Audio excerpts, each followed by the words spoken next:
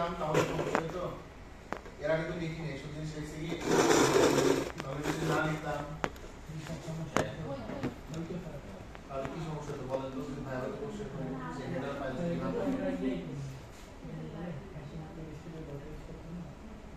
hash.stdio.h কেন লিখতে বলেন তো? লিখতাম স্যার পরবর্তী কাজ লিখতাম পরবর্তী স্যার এটা একটা কি বলে ক্লাস মানে লাইব্রেরি স্যার, একটা লাইব্রেরি স্যার। এই লাইব্রেরির কারণে আমরা বাকি কোডগুলো রান করতে পারি।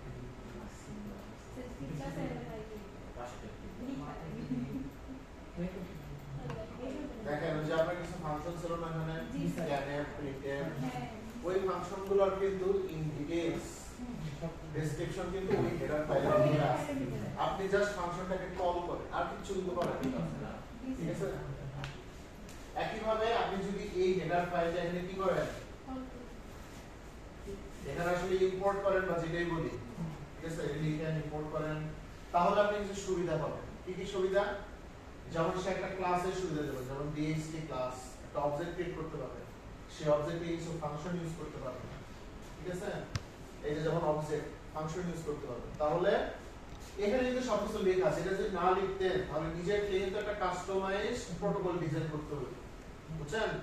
এটা না লিখলেও কিন্তু হবে, কিন্তু যদি না লিখেন তাহলে এখানে আপনার নিজের থেকে এই যে দুটো ফাংশন ক্রিয়েট করতে হবে, এটা এটা প্লাস হলো যে এটা, এই তিনটা নিজের তৈরি করতে হবে। আর যেহেতু অলরেডি আছে তাহলে এই জিনিসটাকে আমরা কি করব, ইউটিলাইজ করব, ঠিক আছে? আচ্ছা, অ্যাট লিস্ট অনেক সময় দেখা যেতে পারে যে এটা নাই, তখন কিন্তু আপনার এই যে অপশনে যেতে হবে। কোন অপশনে যাবেন?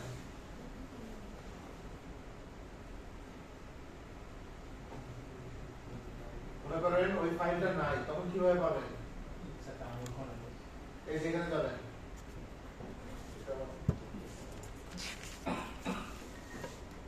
স্কেচ, স্কেচ থেকে ইনক্লুড লাইব্রেরি, এই যে বিভিন্ন লাইব্রেরি আছে, ঠিক আছে? যেমন আমি সার্ভার নিতে চাই, সার্ভার আছে server.h, কিন্তু অনেক সময় নাও থাকতে পারে, ঠিক আছে? যেমন include library, manage library, sketch include library, manage library, এখানে PHP 2011 11 আসছে, এটাকে আমি ইনস্টল করব, ঠিক আছে? যদি ইনস্টল করেন তখন আপনি ওই হেডার ফাইলগুলো কি করতে পারবেন, ইউজ করতে পারবেন। ওকে, এটা ভুল না। আচ্ছা, তারপরে কি এই দুটো কি ম্যান্ডেটরি লেখা? হ্যাঁ, আচ্ছা, আমি দুটো ম্যাক্রো তৈরি করছি, হ্যাজ ডিফাইন, ঠিক আছে? আমি যদি এখানে এটা না লিখে ডাইরেক্ট যদি লিখতাম পিন নাম্বার 2 টাইপ কি DHT 22 নাকি? হ্যাঁ, 11 কিন্তু মানে ডাইরেক্ট কিন্তু আপনি লিখতে পারবেন, সমস্যা নেই, ঠিক আছে? এখানে আপনি জাস্ট ম্যাক্রো তৈরি করছেন, ঠিক আছে? এভাবে লিখতে পারবেন, ডাইরেক্ট লিখতে পারবেন। ম্যাক্রো তৈরি করার সুবিধা কি, এই জিনিসটাকে পরবর্তীতে যদি আপনি অন্য আরেকটা জায়গায় ইউজ করতে চান করতে পারবেন। আচ্ছা, তাহলে এই যে আপনার হেডার ফাইল, এর কি আছে, একটা ক্লাস আছে, ক্লাসটা কি DHT ক্লাস, ঠিক আছে? DHT ক্লাসের একটা অবজেক্ট আছে যার নাম হলো DHT, ঠিক আছে? তো এটা কয়টা প্যারামিটার নেয়? দুইটা প্যারামিটার, কি কি? একটা হলো পিনের নাম্বার, একটা হলো পিনের টাইপ। আচ্ছা, তারপর হলো serial.begin, কেন লিখি আমরা serial.begin 9600 baud rate, ঠিক আছে? সিরিয়াল মনিটর আউটপুট দেখে। আর এই যে অবজেক্টের কাজ কি, ডট অপারেটর ইউজ করি না, অবজেক্ট ডট ফাংশন, ফাংশন এই অবজেক্ট হলো ওই ক্লাসের যে ফাংশন, এই বিগিনটা কোন ক্লাসের ফাংশন, DHT ক্লাসের ফাংশন। তাহলে এই ফাংশনকে যদি অ্যাক্সেস করতে চান তাহলে এখানে একটা অবজেক্ট লাগবে, অবজেক্টটা কি DHT, আর ফাংশনটা অ্যাক্সেস করতে কি ডট অপারেটর, তাই না? আর পয়েন্টার হলো কি আমরা অ্যারো ইউজ করি না, এটা তো ওপেন কনসেপ্ট, ওকে? তাহলে এই যে DHT.begin মানে কি, এখন আপনি কিন্তু টেম্পারেচার হিউমিডিটি কিন্তু পরিমাপ করতে পারবেন। এই begin যদি না হয় তাহলে কিন্তু টেম্পারেচার হিউমিডিটি ইনিশিয়ালাইজ হবে না, ঠিক আছে? আচ্ছা, এখন সব আপনার কমপ্লিট। তারপরে হলো এই যে অবজেক্ট ডট ফাংশন, এখানে আপনি হিউমিডিটির ভ্যালুগুলো পাবেন। আর প্রেসাইজ ভ্যালু পাবেন। ওই যে একজন বলতেছিল স্যার আমি 28 ডিগ্রি পাচ্ছি আর একজন বলতেছিল 26, মডিউলটা এরকম এত প্রেসাইজ মডিউল। টেম্পারেচারটা পাবেন এখানে সিরিয়াল মনিটরে প্রিন্ট করবেন এবং প্রত্যেকটা লাইনের পরে কতটুকু সময় ডিলে করতেছে 2 সেকেন্ড। একটা আপনার হিউমিডিটি দেখাবে, টেম্পারেচার দেখাবে, 2 সেকেন্ড পরে আরেকটা রিডিং দিবে সে, আরেকটা রিডিং দিবে। ঠিক আছে, তো চলতে থাকে।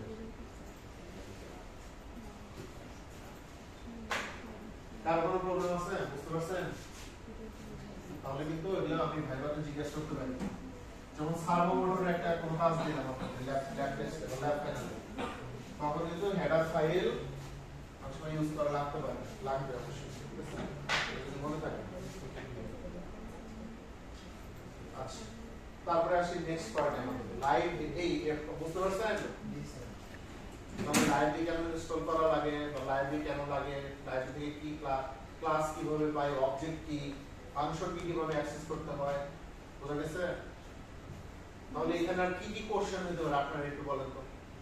এখানে আমি মনে করি আমি একটা ল্যাব টেস্ট আপনার এই যে এখান থেকে আসলে একটা ল্যাব টেস্ট নিব, তাহলে আপনি বলেন তো এখান থেকে কি কি আমি আর এক্সট্রা জিনিস দিতে পারি সিমিলার টু দিস প্রবলেম, আপনারা একটু বলেন।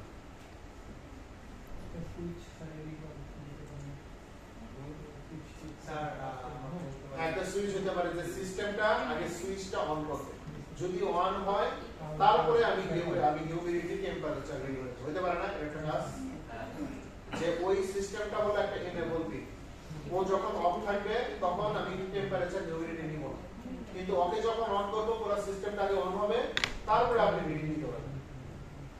তাহলে সুইচটা কিন্তু ওই যে ওই লুপটাকে কিন্তু কন্ট্রোল করতেছে, তাই না? বা আপনি এক জায়গায় 0 করে রাখলেন, 5টা রিডিং নিছেন, তারপরে আর কোনো কাজ করতেছেন না, আপনি যখন আবার 1 করলেন তখন আবার রিডিং নেওয়া শুরু করছেন। তাহলে এরকম সিমিলার প্রবলেম ল্যাব টেস্টে দিলে করা যাবে।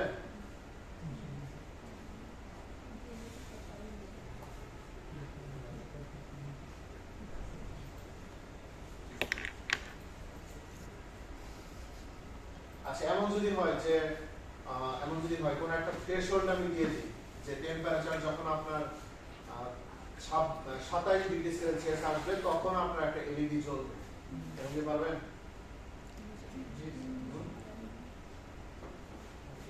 স্যার কিন্তু সাদা জিনিস আমাদের নিয়ে যেতে হবে। সাদা জিনিস তো আগে ডিটেক্ট করতে হবে যে 27 ডিগ্রি আসলে আছে কিনা।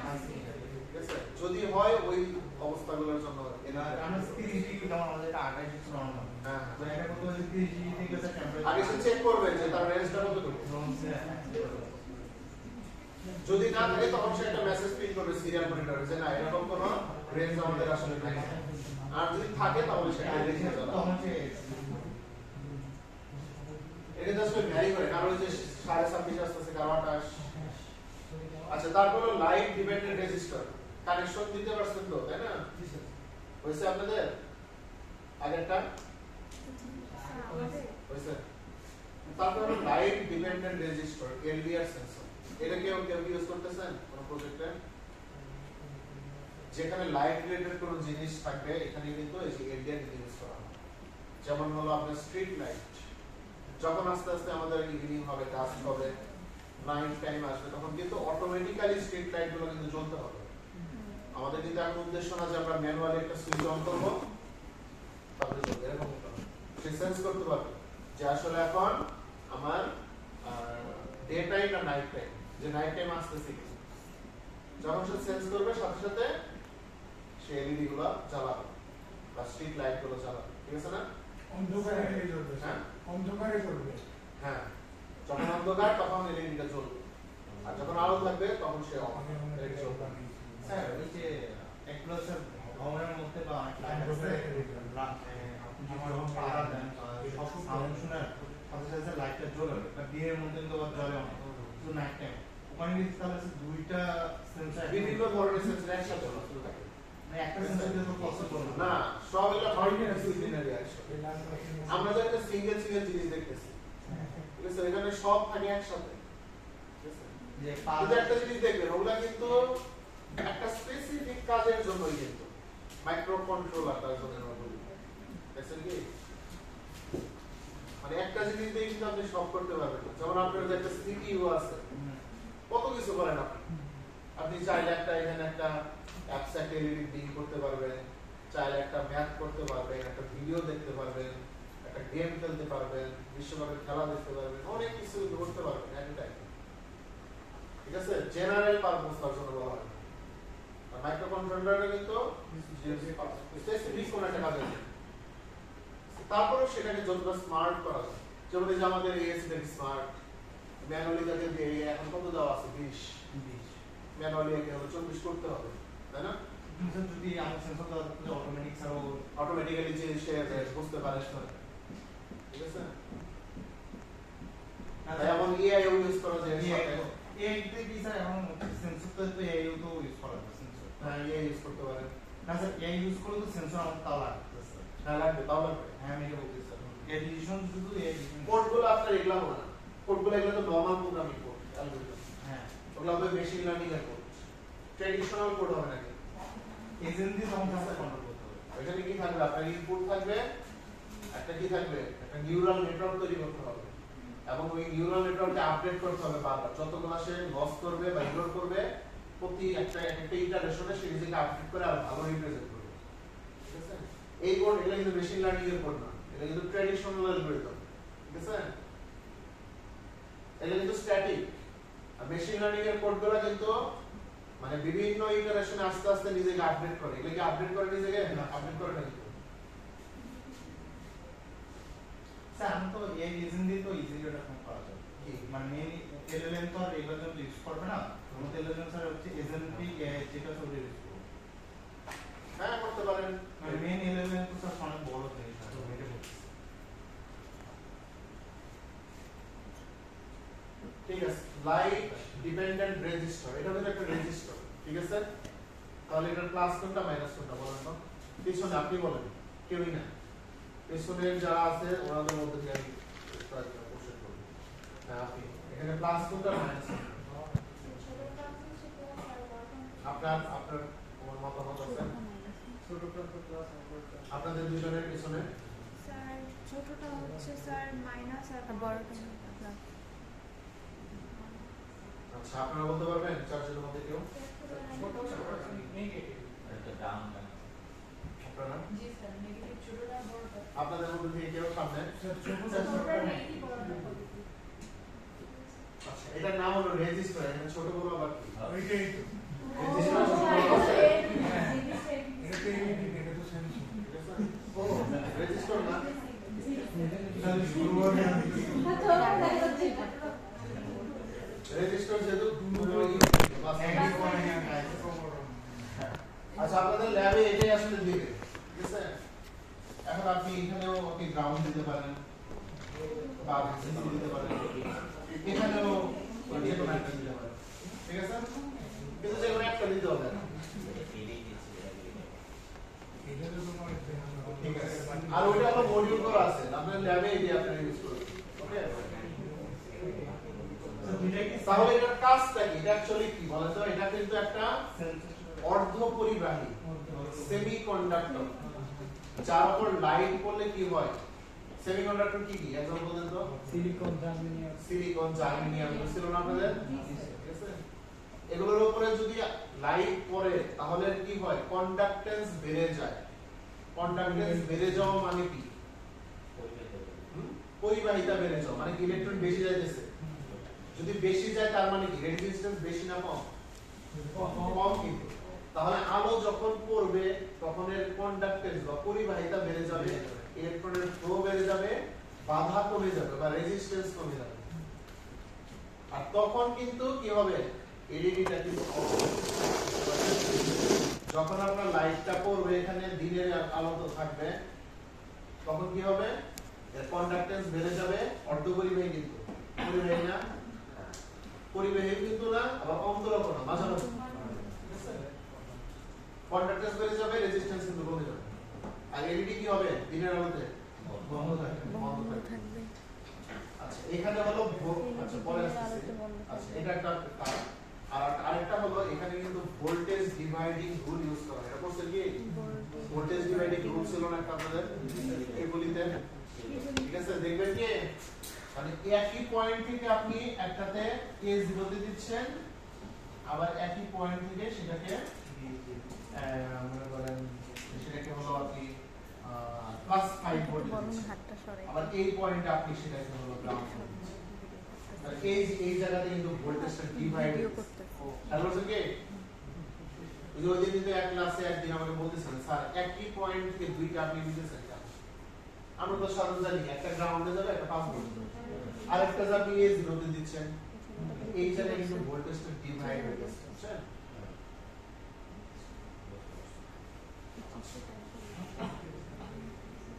ভোল্টেজ ডিভাইডিং রুলটা হলো কিরশফের ভোল্টেজ ল ছিল না একটা ওইটারই মডিফাইড একটা ভার্সন অ্যাকচুয়ালি তাহলে এই রিলেশনটা ঠিক আছে না জানেন তো আমার লাইট যখন আসে তখন রেজিস্ট্যান্সের ভ্যালুটা কত হবে এখানে x ওহম নাকি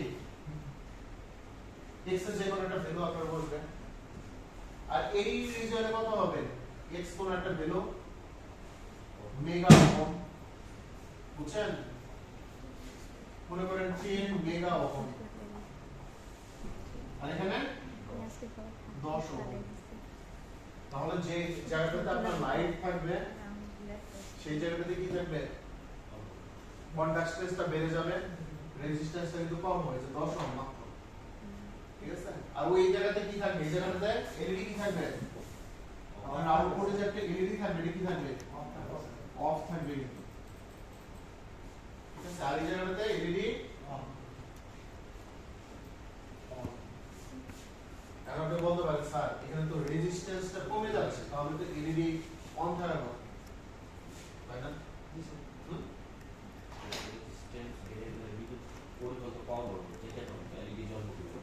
তাহলে এলইডি এখানে কি অফ ঠিক আছে কি ঠিক আছে কিন্তু অ্যাকচুয়ালি স্যার তুমি মাঝামাঝি যদি থাকে তো সেই ক্ষেত্রে আপনি একটা থ্রেশহোল্ড করে দিতে হবে যে 10000 কিলো ওহমের উপরে যদি যায় সেক্ষেত্রে আপনার ডার্ক রিজিয়ন আর 10000 কিলো ওহমের নিচে যদি থাকে তাহলে সব সময় সে এলইডিটা কি থাকবে অন থাকবে মানে একটা থ্রেশহোল্ড দিতে হবে আমরা আপাতত একটা লাইট আসলে জ্বলতেছে কিনা আর অফ হচ্ছে মানে অন হচ্ছে কিনা অফ হচ্ছে কিনা এই জিনিসটা এটা পালস উইথ মডুলেশন নিয়ে আসতে হচ্ছে আগে জাস্ট আউটপুটে ডিজিটাল আউট কি আসে ডিজিটাল রাইট কি আসে সেটা দেখেন অ্যানালগ রাইটের জিনিসটা নিয়ে আসতেছে দরকার নেই স্যার তাহলে ফার্স্ট আমাদের কাজটা কি আচ্ছা এখানে কিন্তু আপনি একটা ইনপুট নিচ্ছেন ইনপুটটা কি ইনপুটটা লাইট কি লাইটটা ইনপুট তাহলে এর ইনপুটের ফাংশনটা কি হবে বলেন তো অ্যানালগ রিড আর ডিজিটাল রিড কোনটা হবে স্যার অ্যানালগ অ্যানালগ রিড হবে কিন্তু বুঝতে পারছেন কি কারণ লাইটটা কিন্তু আলোর কিন্তু দুইটা ধর্ম একটা কণা হিসেবে থাকে একটা তরঙ্গ হিসেবে থাকে দুইটা ধর্ম প্রকাশ করে কিন্তু বলছেন আপনারা ফিজিক্স ঠিক আছে তাহলে ওগুলো কি বাইনারি কিন্তু না ফিজিক্যাল ওয়ার্ল্ডে এটা কি জিরো ওয়ান দেখতেছেন আপনি আশেপাশে সব কিন্তু সব অ্যানালগ তাহলে অ্যানালগ রিড কিন্তু আচ্ছা ওই অ্যানালগ পিনের পরে কি আছে অ্যানালগ টু ডিজিটাল কনভার্টার আছে এডিসি ঠিক আছে কনভার্ট করবে আপনি একটা ভ্যালু দেখতে পাবেন স্যার এই কনভার্টারটা আমাদের ইয়াতে থাকবে মাইক্রো কন্ট্রোলারটা হ্যাঁ এটার সাথে এটা আছে মানে লেখা আছে পিনের পাশে দেখবেন এডিসি লেখা আছে যে A0 A1 A2 A3 আছে না এডিসি আছে ওরে না থাকলে তো ভিতরে ডিভাইস তো সব তো ডিজিটাল তাই অ্যানালগ কিছু বুঝবে না কনভার্ট করতে হবে এই বুঝতে পারছেন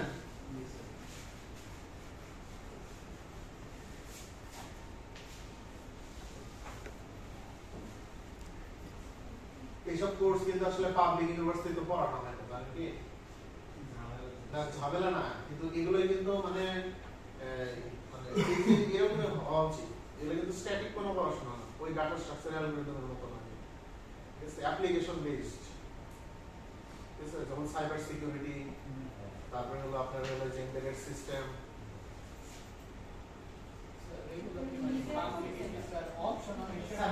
পাবলিকে আমরা কোনো চুজ করতে পারতাম না ঠিক আছে সারা যেটা দিত সেটা অনেক আননেসেসারি জিনিস করতে হয়েছে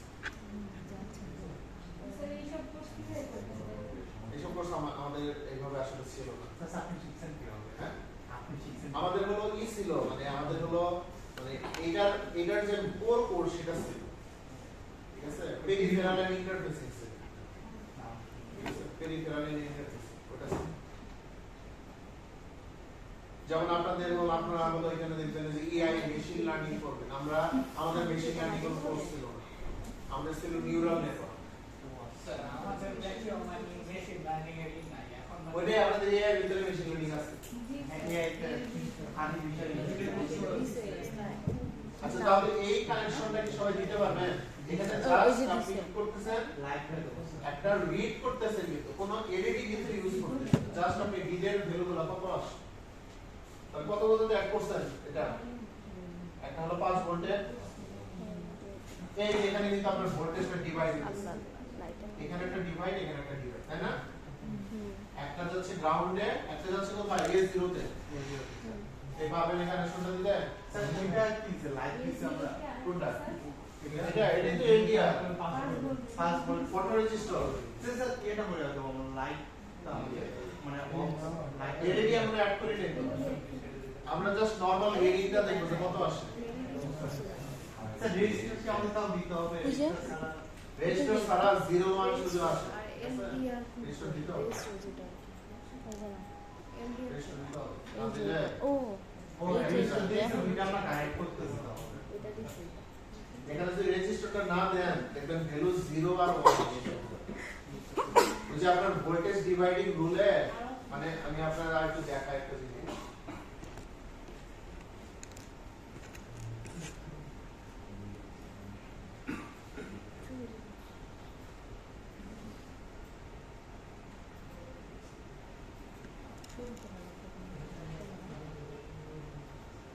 এই যে এইরকম কানেকশনটা, ঠিক আছে, আপনার একটা রেজিস্টার ইউজ করতে হবে, ঠিক আছে, মানে এই পাশে যদি সার্কিটটা থাকে আমার সমস্যা নেই, কিন্তু এই পাশে কিন্তু যায়, ঠিক আছে, তার জন্য একটা রেজিস্টার ইউজ করতে হবে।